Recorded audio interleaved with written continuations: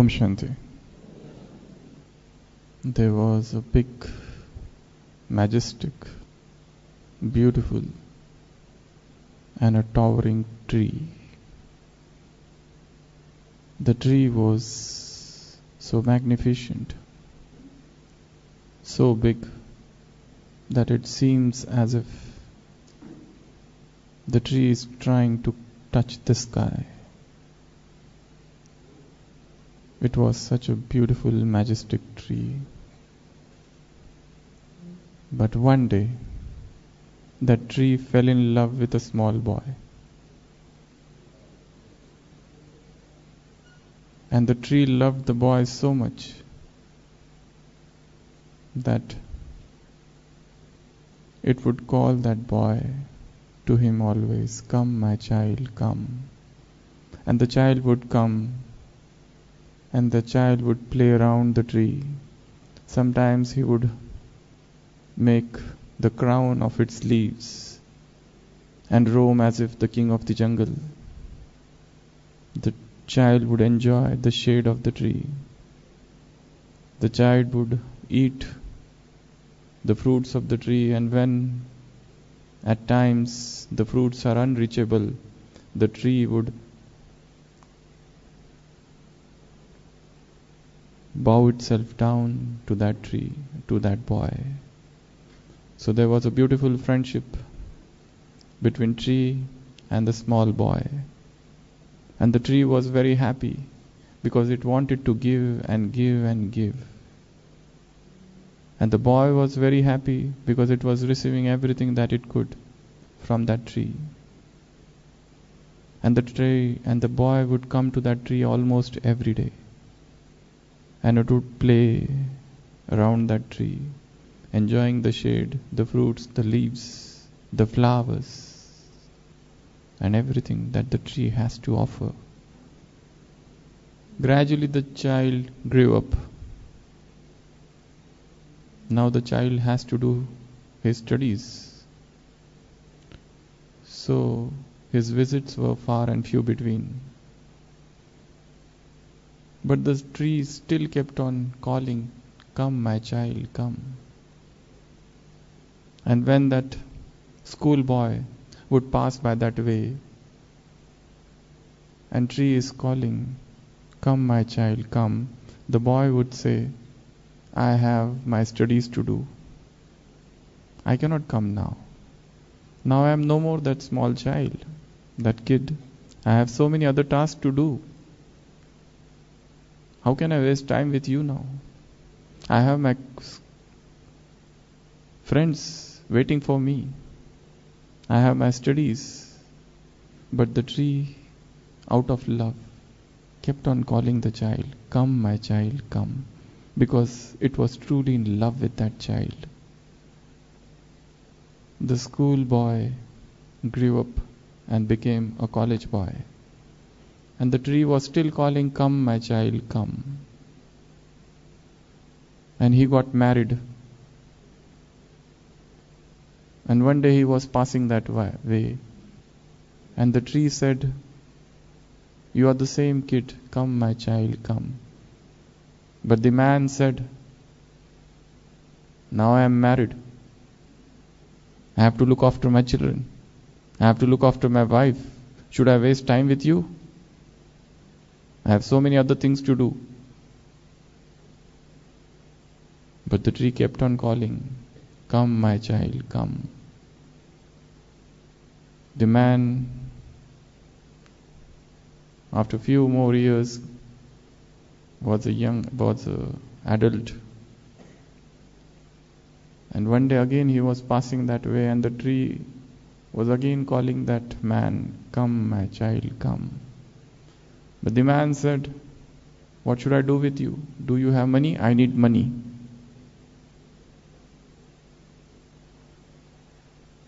"I have to work hard for earning money." But the tree said, "Why don't you pluck some of my fruits and sell them in the market, and you will get enough money." And even without a second thought, the man started plucking all the fruits, even the ones which were raw. And without even answering, without even thankfulness, he left. And he earned money, and from that money he earned further money. The tree was growing old. The man, after many, many years, was once again passing. By the time he is a rich man. But then, when he was passing that way, again, the tree said, "Come, my child, come." But the man said, "I want to build a big house. What you can do for me? I am not satisfied with small house. I want a bigger house." So the tree said, "Cut my branches and take my woods, and you can have your house." And immediately he started cutting the tree and took away all the branches, and only the stump was remaining. And he built a big house. And after many, many years, again that man, now an elderly man, was going by that way. And the tree said, "Come, my child, come." And he said, "I am going abroad to earn more money. And I need a boat. Can you provide me?" The tree said, the stump said, "Cut this stump and make a boat. But at least come once to me. I am calling you. Please hug me. Come to me. I am in love with you." But he said, "I will come later on. Now I have to go abroad to earn more money. Please first let me make a boat out of you." And he made a boat and he left. And now only a small stump was remaining. And one day another man was passing by that way. And the stump asked that man, "Where is that, my friend?" And the man said, "He has died, and I am searching for some woods for his funeral." And the stump of the tree said, "Why don't you take me? I am madly in love with that boy. So use me for him." I don't know what happened later on.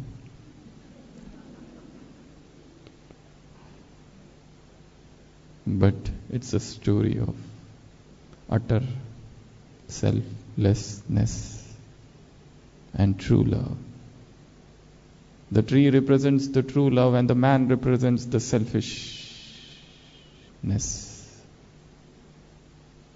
But the tree is ready to give everything, and the tree is calling all the time, and the man is ever ready to take everything and never ready to give anything, and always thinking of himself and not thinking of others. But the true love is selfless, and it is asking to come just. It wants to give something. It has something to offer. Sometimes leaves, sometimes flowers, sometimes fruit, sometimes branches, sometimes stump. And at last, everything. So today's Murli, Baba said, this just one word has made the difference. What is that? Swarth. Swarth means selfish motives, selfishness. If you can change this word from Swarth to Seva Arth. Seva Arth means for the sake of Seva. It will be the magic. It will be a mantra. It will be the key to success. And this single word is responsible for all the upheavals, all the sorrows, all the sufferings, all the vices of the world. Just one word. What is that word? Swarth. Swarth means selfishness. I and my family, that's it. I don't care what's happening to the world. To what extent I am selfish? To what extent I am selfless? These are the points to churn. How much selfish, how much selfless I am.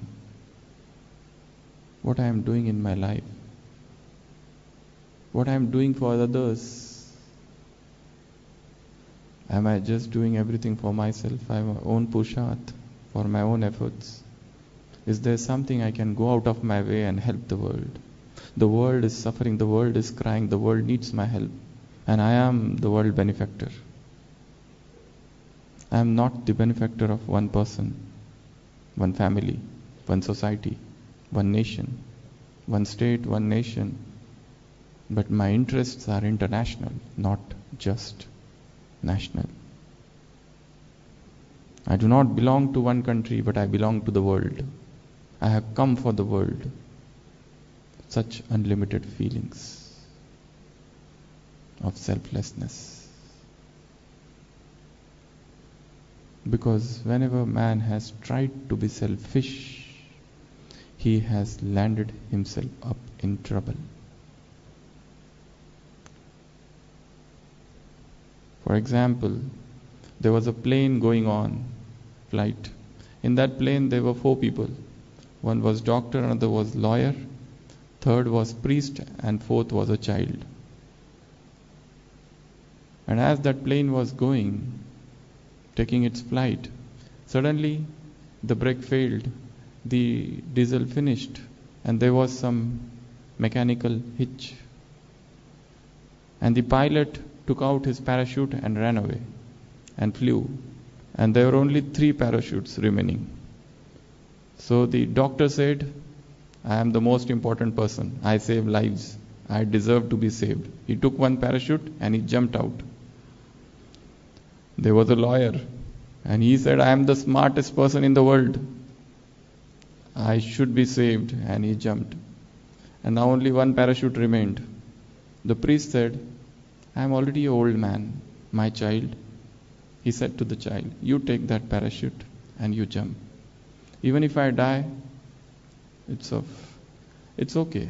I have already lived my life. But the child said, don't worry, we have 2 parachutes with us. The lawyer took my sack, school sack. So don't worry.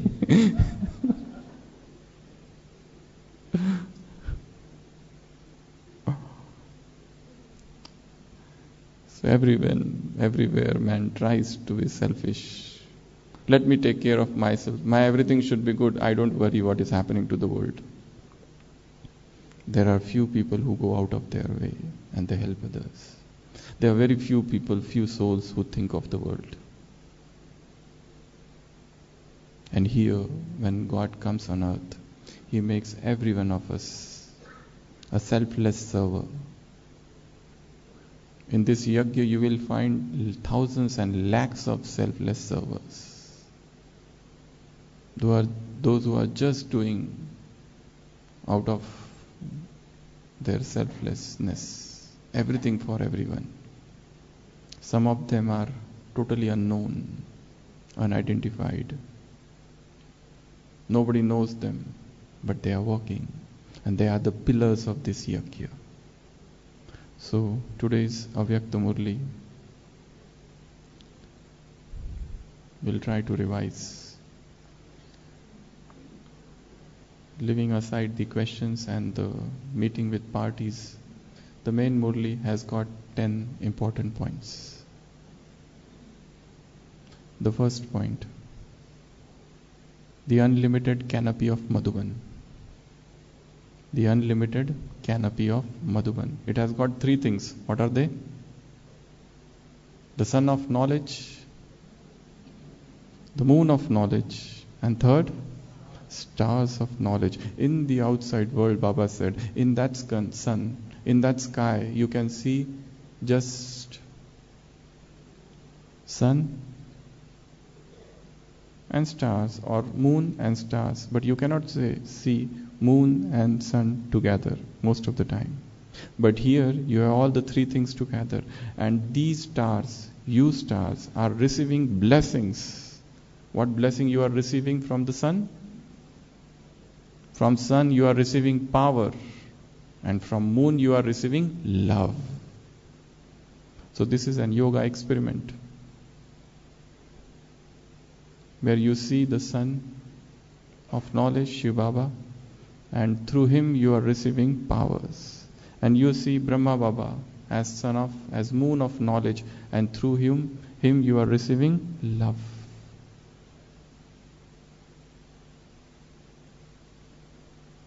And after receiving these two blessings, what is happening to you? What's happening to you? You are becoming what? Lovely. You are becoming double light, and you are becoming embodiment of success. Three things are happening. When you receive power from the Sun of Knowledge, when you receive love from the Moon of Knowledge, the star of knowledge turns into a lovely star.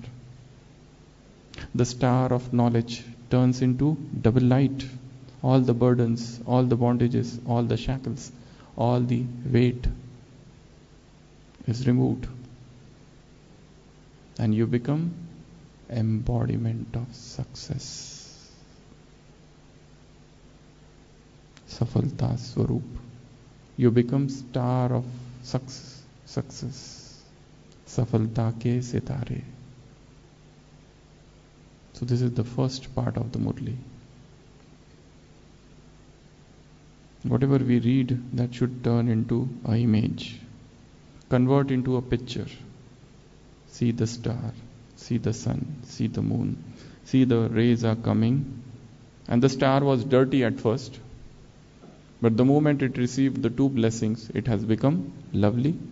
Earlier it was very heavy, but the moment the blessings came, it has become light.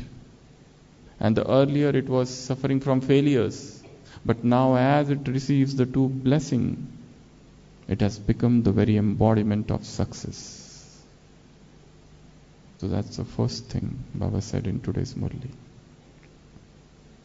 The second point is mantra of success.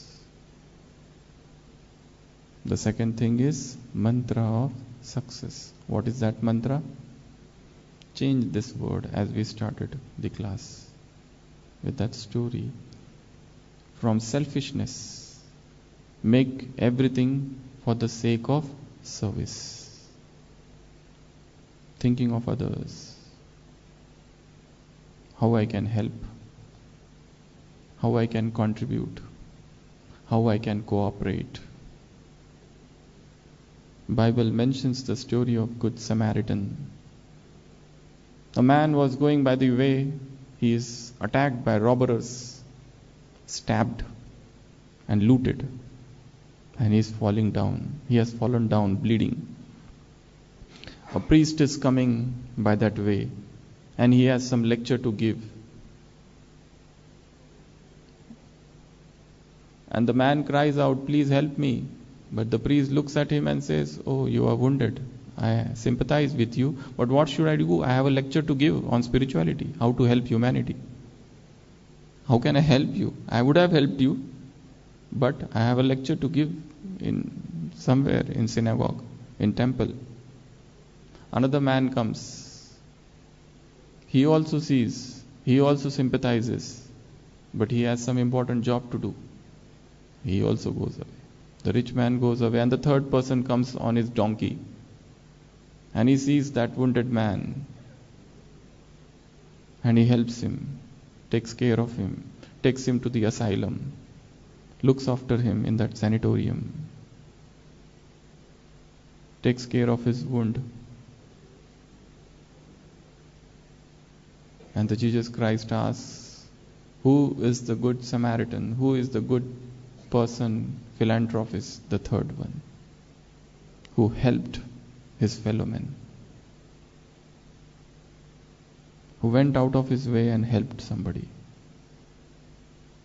So Baba said, what is the success mantra? Change this. Swarth into Seva, Arth. This is the mantra of success. The third point, key to success. Baba said, other people keep on giving other keys, but nobody gives one key. And which is that key? This key of selflessness. This is the key you donate to the world. This is the Murli when Jagdish Bhai, Moini Ben are going abroad for service, and Baba is meeting them. Baba said to them, give this key to the places where you go, so that everyone tries to become successful. Baba is talking with the wings, and in the wings also everybody tries to become successful. Maybe sometimes for their selfish means, and sometimes with the help of facilities of science. So the key to success again is selflessness, because Baba said selfishness is responsible for all upheavals, all sorrows, hangama, sufferings, halchal, everything that's happening, the clash that is happening in the world. It's at the root of all the vices. So the key to success is this. So these are the three more most important things from today's Murli. First, yoga experiment. Second, mantra. And third, key. So we should have that key with us all the time. The moment we achieve failure in life, especially in spiritual services, probably we were selfish somewhere.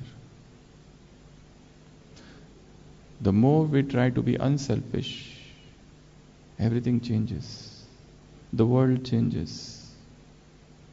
Our vision changes. Our attitude, perspective, vritti, drishti, everything changes.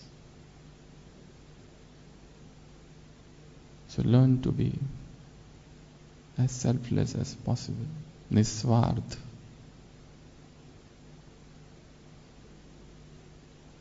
It's a great task, but we must try to do that. Baba is telling us to be niswardh, selfless. Let me do as much as possible for others.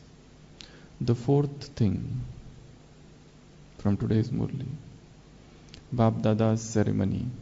So Baba has given us three things: Taj, Takht and Tilak. Taj means crown, Takht means throne, and Tilak means, what do you call Tilak in English? Tilak is Tilak. There's no English word. So which Tilak Baba is giving us? Awareness, Smriti. This is also good a yoga experiment, that you sit in front of Baba and see that he is giving you a Tilak of Smriti. Means awareness, means you always stay in remembrance. And then he is giving you one crown. Which is that crown? Specialities. It is embedded with pearls of specialities. And what is the throne Baba is giving us? Throne of double light. So this is how he celebrated the ceremony. And Baba also said about the Tilak of Satyug and Tilak of angels. Even angels get the Tilak. What is that? Complete and perfect stage. And even the deities get the Tilak, but they get the Tilak of world sovereignty, while you are getting the Tilak right now of Smriti. See, God is so poetic. His language is so rich. His imagination, everything.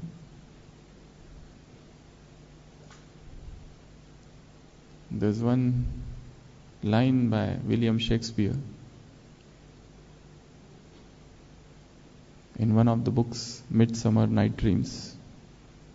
Then one of the characters say, as imagination bodies forth the forms of things unknown, the poet's pen turns them to shape and gives to airy nothing a local habitation and name. Shakespeare says, poet's pen, and as imagination bodies forth, the poet imagines something, and his pen turns airy nothing, which is nothing, into local habitation, into something, and gives it a local habitation and name. The abstract things, the shapeless things, the airy nothings are given some shape, some name by poet through his imagination. So Baba is the poet of poet. His language is very rich. Whenever Baba talks, he uses his points, he uses the things of this world and hangs his point on those things. Because his points are nirakar, incorporeal. So what he will do with those points? So he has to use the things of this world and hangs his point there. That's what he does. So that's why he is talking of Taj, Takht and Tilak. Tilak, he is giving you awareness. Taj, he is giving you specialities. And Takht, he is giving you double light, the throne of double light. So, going to the subtle world and see that Baba is offering you a throne. Then he is putting a crown over your head. And then he is giving you Tilak. So the text should be converted into drill. This is text. So install this app in your mobile to convert text into drill. It's a beautiful app. Spiritual app. It's available on Divine Store of God.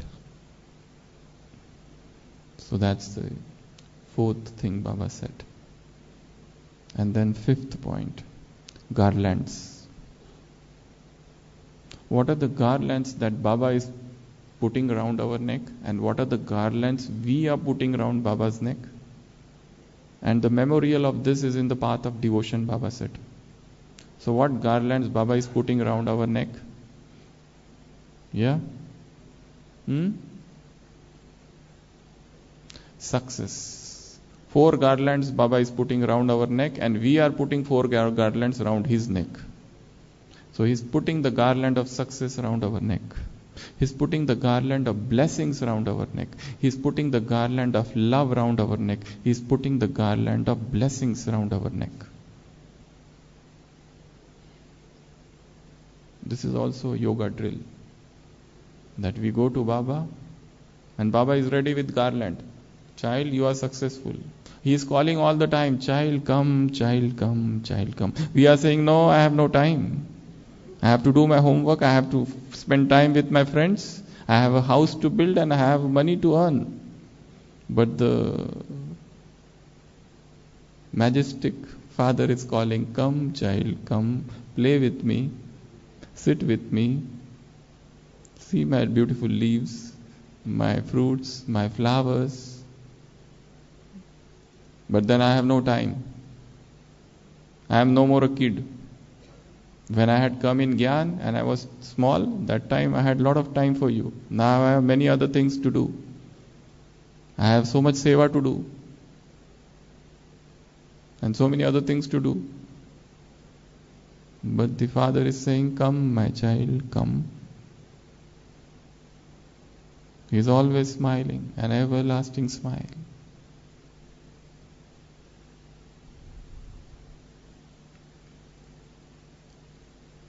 What garland we are putting around Baba's neck? Yes, remembrance, yad, love, pyar. Third, elevated thoughts. And fourth,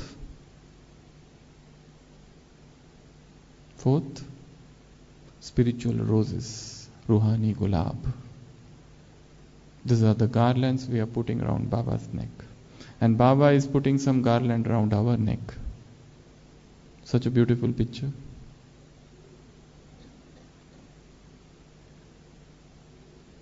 Again an imagination, again a visualization.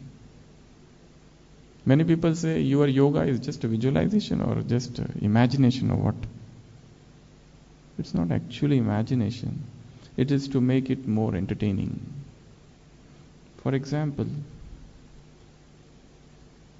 there's a thin wall and there is a treasure. And one thief is on this side. And there is a thin wall. Can this thief sleep at night? There's a thin wall and there is a treasure on this side. Can this thief sleep at night? No. He's all the time thinking about this treasure. But he has not seen the treasure. So he is imagining that I am enjoying the treasure. The treasure is there, but he is just told. He has not seen. So if somebody says, what are you imagining? What are you thinking? This is just your imagination. This is not true. But the one who has seen both, he knows that there is a treasure and there is a thief. And the one who has seen the treasure is telling the thief that there is a treasure. You think of it. You imagine it. You visualize it. You find ways to reach this treasure. And one day you will reach the treasure. In the similar manner, the one who is the Almighty Authority and who is the ocean of knowledge, he is telling us that there is a subtle world and there is your supreme abode, and such things are there, and such things happen there. And he is telling us that I am putting garland around your neck and you are putting garland around my neck, and the memorial of this is in the path of devotion. So we have to believe. There's an event in Bible that is given. Jesus Christ is crucified. He comes back after 3 days. And he meets all his disciples. But during that time, one disciple was not there, Thomas. So Jesus Christ comes and goes after meeting few disciples. Thomas comes back and says, I don't believe. How can I believe? You must have met anyone. How can I believe? I will believe only if I touch his hand. Only if I feel him, then only I will believe that Jesus had come, our master had come. So next time Jesus comes again. And that time he says to Thomas, Thomas, come, hold, see my hand. And he starts crying, oh Lord, forgive me.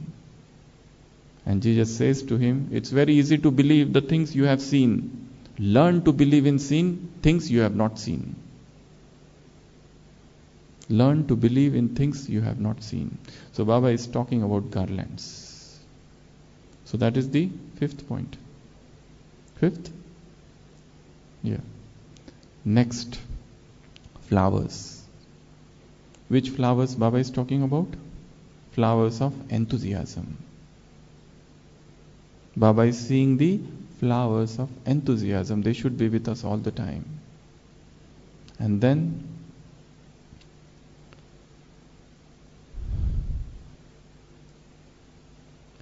Baba is meeting Madhuban group, and he said Madhuban has got 2 parts, Madhuban Nivasis. The first part is of tireless service, and second part is the self-study. Adhyayan, Swaka Adhyayan. Madhuban Nivasis have got these 2 parts, tireless service and self-study. We should also have these 2 parts. At one time, on one side, we are serving tirelessly, on another side, self-checking, self-study, thinking what more to do.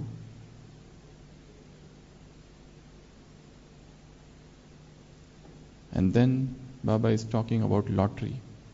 Baba said, you all Brahmins have got lottery. And the last, Baba said, here in Madhuban you get refreshment. What is the real refreshment of the soul? Food? Luxuries? What is the refreshment of the soul? Anyone? How the soul will get refreshed? Yeah? By lightness. But by doing what? By meditation. By what we are going to get refreshed? Baba said, all of those who have come here have won a lottery. To come means to accumulate multi-million fold. In Madhuban you receive refreshment of both soul and body. You receive refreshment soul. In English there is a saying, silence is the sleep that refreshes wisdom. Enter into the cave of silence and the wisdom is refreshed. Enter into the cave of solitude and the soul get refreshed. By food your body might get refreshed, but the real food of the soul is knowledge. Churn Murli and you will get refreshed. Go deep into the every point of Murli and you will get refreshed. Get rid of all the vices and you get refreshed. Get rid of all the selfishness and you get refreshed. This is the success mantra. This is the key of mantra. Key mantra. Key or mantra for success. And one more thing, the last point is dance. What is the dance? Happiness. See what beautiful Murli is this. Baba is talking about dance. Baba is talking about flowers. Baba is talking about garlands. Baba is talking about tilak, taj, takht. Baba is talking about a divine unlimited canopy where there is a moon, there is a star, there is sun. All entertaining. Baba is talking of some mantra. Baba is talking about some key to treasure. These are all the key words from today's Murli. So whenever you read any Murli, read it in such a manner that it stays with you with some keynote messages. That Murli should turn into some spiritual drill. That Murli should become something which you can practice in your daily life. I remember long back, I was in Madhuban and early morning hours I was sitting in Baba's hut. It was about 3 a.m. and I received a call from ICU. First a message came that a patient has come, 60-year-old patient has come and he's very tachypnic, very much breathless, and the doctor who was on duty, the junior doctor, he said, they sent by messages, by WhatsApp, he said that patient is bad and he has talked with the relatives and patient is getting breathless and he said he is about to put patient on ventilator. So I was sitting in Baba's room, but I felt that I should go. Though I was feeling the pull of that bodiless stage, but still duty is first. So I got out from there, went to the hospital, went to the ICU. The patient was really very bad. He was out of breath. There were tourists who had come to Mount Abu. And it was a very difficult intubation, very difficult, but still it was done. And I was there in ICU for about 1 hour, from 3 to 4. Before that I was doing yoga in absolute bodiless stage. And throughout that 1 hour, I was doing and managing that emergency, but absolutely calm and quiet, not speaking much. Putting line, central line, this, that, and multiple procedures of ICU related procedures. I did everything, came out, I talked with the relatives. I said to them that right now the patient is serious, he's on ventilator, let's see. And I came out and came back to Madhuban and restarted the yoga which was left. But I didn't feel that it was left, as if the yoga was going on during that 1 hour period of emergency also. And then yoga, and then we had our spiritual class there at 5 a.m. and then Murli class, and then little walk around here and there. And then 9 o'clock, by 9 o'clock I totally forgot that that is a patient, and I had come in between at night to see that patient, because that task, because to handle emergency you have to shout a lot in ICU. Do this, bring that, do that, and multiple things. But I remember this, everything was done in the stage of silence. And I didn't speak much. And I even forgot that there's a patient. And by the time I came to ICU, the relatives all were drooping down, oh, thank you. I said, what is this? And I saw the patient was fully awake, on ventilator still, but he was much better. And in another 2-3 days he was extubated, sent to ward, and went home walking. So even in the most difficult of the situations, most exigent situations, emergency situations, this knowledge can be used. I felt as if while doing all the procedure, as if the canopy of God is above me, as if Baba is showering rays of purity upon me and also on that patient who was about to die. But he was saved.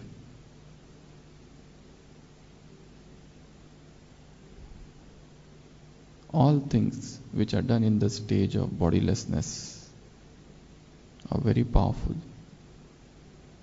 And they are the acts of goodness and the acts of selflessness. So these are the 10 things Baba said in today's Murli. We will revise again.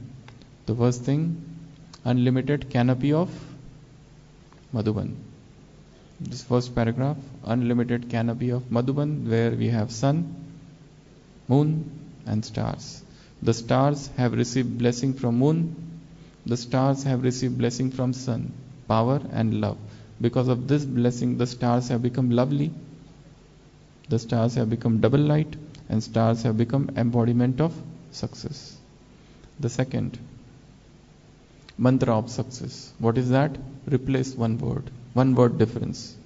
Swarth replace into seva, arth, for the sake of service. The third, key. Baba said, you are going out, now give keys of success, of treasure to everyone. And then Baba talked about ceremony. What is the ceremony? Taj, Takht and Tilak. And then Baba talked about garlands. Few garlands he is putting around our neck, and few garlands we are putting around our neck. And then he talked about flower. What is the flower we offer at him? Enthusiasm. And what is the dance? Happiness. And what are the two parts Madhuban Nivasis are playing? All of you Madhuban Nivasis, Baba is saying, are powerful. Are you not? You have played the part of serving tirelessly, one, and second, also the part of studying for yourself. Self-study. Swa Adhyayan. These are the parts, two parts of Madhuban Nivasi. And last two things, we have received lottery. So, I am giving you one homework to all of you. What are the lotteries we have received in Brahmin life? What are the lotteries from Amrit Vela till night we have received? It is the factory of lottery. So what is that lottery? And last thing, refreshment, or refreshment of both soul and body. How are we going to refresh the soul? We know how to refresh the body, but for refreshment of soul, tapasya is. Smile and everlasting.